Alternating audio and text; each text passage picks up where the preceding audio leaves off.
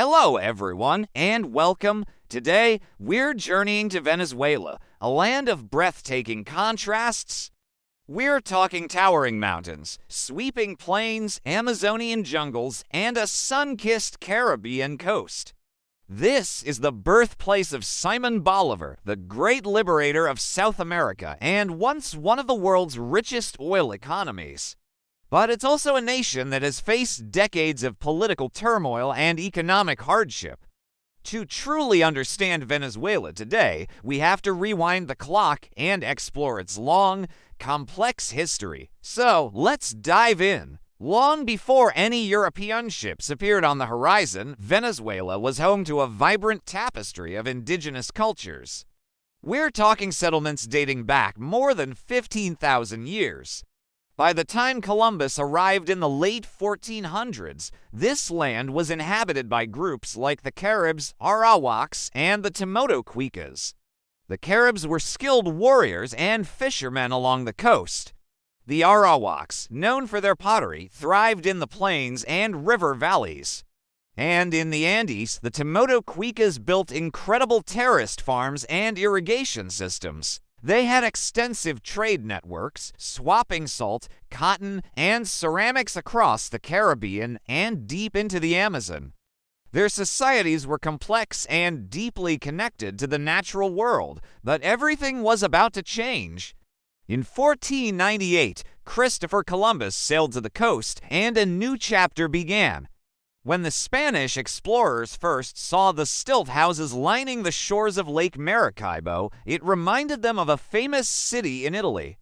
They called it Venezuela, or Little Venice, and the name stuck, Venezuela. But unlike in Mexico or Peru, there was no immediate gold rush here. Early colonization was tough, met with fierce resistance from indigenous groups and harsh conditions. In a strange twist, Spain even leased out western Venezuela to German bankers for a few years to pay off a debt. That ended in chaos. By the mid-16th century, Spain took direct control, founding cities like Caracas. They enslaved indigenous peoples and soon brought in African slaves, creating a deeply unequal society. For the next 300 years, Venezuela was a colonial outpost, its economy built on cacao and coffee grown on plantations. But beneath the surface, a quiet anger was simmering, ready to explode into revolution. By the late 1700s, revolutionary ideas were in the air. Inspired by the American and French revolutions, Venezuelans born in the Americas, known as Creoles, started demanding more freedom from Spain. In 1810, they seized their chance. On April 19th, Caracas declared independence, and a year later, the First Republic of Venezuela was born, but this dream was fragile. The republic collapsed in 1812. From this chaos rose one of history's giants, Simon Bolivar. Bolivar launched a relentless campaign to free not just Venezuela, but all of South America. He faced countless defeats and was exiled multiple times, but he never, ever gave up. With help from allies, he returned, and after years of brutal fighting, his victory at the Battle of Carabobo in 1821 finally secured Venezuelan independence. But Bolivar's vision was even bigger. He dreamed of a united Latin America. After independence, Venezuela joined Gran Colombia, a massive federation that also included modern-day Colombia, Ecuador, and Panama. Bolivar hoped this united nation could stand strong against foreign powers. But regional differences soon pulled it apart. Many Venezuelans felt ignored by the central government in Bogotá. By 1830, led by a military hero named José Antonio Páez, Venezuela broke away to become its own independent nation. The grand dream of continental unity was over, and Venezuela was about to enter a long, turbulent era of its own. The 1800s were the age of the caudillos strongmen who ruled through military power and personal charisma, not democracy. José Antonio Páez dominated early Venezuelan politics, bringing some stability but also deepening the divide between the rich elite and the poor. Between 1830 and 1900, Venezuela cycled through more than 30 different governments and numerous civil wars. The most devastating was the Federal War, a brutal conflict that left the country in ruins. Towards the end of the century, things started to modernize a bit with new railroads and growing coffee exports, but corruption and dictatorship remained. Then, in 1908, General Juan Vicente Gómez seized power, starting one of the longest and most controversial dictatorships in the nation's history.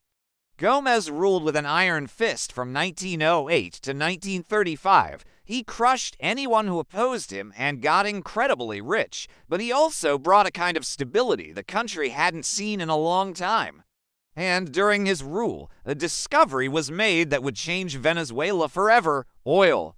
In 1914, a well gushed oil in the Maracaibo Basin. By the 1920s, Venezuela was a world-leading oil exporter. Foreign companies flocked in, and the wealth they generated transformed the economy from agricultural to a petroleum powerhouse. The problem: most of that money went abroad or into the pockets of the elite, while the majority of Venezuelans stayed poor. When Gómez died in 1935, the nation was relieved, but his legacy of dictatorship and inequality would cast a long shadow. After Gómez, Venezuela took slow, hesitant steps toward democracy. It held its first truly free elections in 1947, but that government was overthrown by the military just 9 months later. Real, lasting democracy finally arrived in 1958. This new era was built on a power-sharing deal called the Punto Fijo Pact, which brought cooperation between the major political parties. With oil money flowing in, the government funded education, healthcare, and infrastructure. When oil prices skyrocketed in the 1970s, Venezuela became one of the richest nations in Latin America. It even nationalized its oil industry in 1976. For a while, Venezuela looked like a model of success. But under the shiny surface, serious cracks were forming. Corruption and a total dependence on oil made the economy dangerously vulnerable. When oil prices crashed in the 1980s, Venezuela's prosperity vanished almost overnight. The government was deep in debt, inflation spiraled out of control, and poverty skyrocketed. In 1989, when the government tried to impose harsh austerity measures, massive riots exploded across the country in an event known as the Caracazo. It was a brutal crackdown and a major turning point. Amid this chaos, a young army officer named Hugo Chavez attempted a coup in 1992. He failed and went to prison, but he became a national hero overnight, a symbol of rebellion against a corrupt system. When he was released, he built a powerful populist movement. In 1998, promising to empower the poor, he won the presidency and launched his Bolivarian Revolution. Chavez quickly rewrote the Constitution, expanded presidential powers, and used record-high oil revenues to fund massive social programs called *MISIONES*. These programs did reduce poverty and improve literacy and healthcare for many. His fiery anti-American speeches made him a hero to some and a villain to others. He strengthened ties with countries like Cuba and China, but his critics accused him of chipping away at democracy, controlling the media, and mismanaging the economy. He survived a brief coup in 2002, restored to power by his supporters. Despite his increasingly authoritarian style, Chavez remained hugely popular with the poor and was re-elected multiple times before his death from cancer in 2013. After Chavez's death, his chosen successor, Nicolas Maduro, took over. But without Chavez's charisma and facing a catastrophic collapse in oil prices, Maduro's government struggled. By the late 2010s, Venezuela's economy was in an absolute free fall. We're talking hyperinflation that made money worthless, crippling food shortages, and mass unemployment. This triggered one of the largest refugee crises in modern history, with over 7 million Venezuelans fleeing their homes. Maduro's government has been accused of widespread corruption, human rights abuses, and rigging elections. The political crisis deepened in 2019 when opposition leader Juan Guaido declared himself interim president, gaining support from the U.S. and other nations. However, Maduro has held onto power, backed by the military and allies like Russia and China. Today, Venezuela remains a deeply divided nation, blessed with incredible natural wealth, but with its people struggling every day to survive. The story of Venezuela is one of amazing highs and heartbreaking lows, from the glory of Bolivar's revolution to the tragedy of its modern collapse. And yet, through it all, the Venezuelan people have shown incredible resilience, creativity, and hope. Their vibrant music, art, and spirit have endured through the toughest of times. The future of this incredible nation depends on rediscovering that sense of unity and vision that once inspired an entire continent. It's a powerful reminder that even in the darkest of times, the dream of freedom and prosperity can never be completely extinguished. Thank you so much for joining me on this historical journey.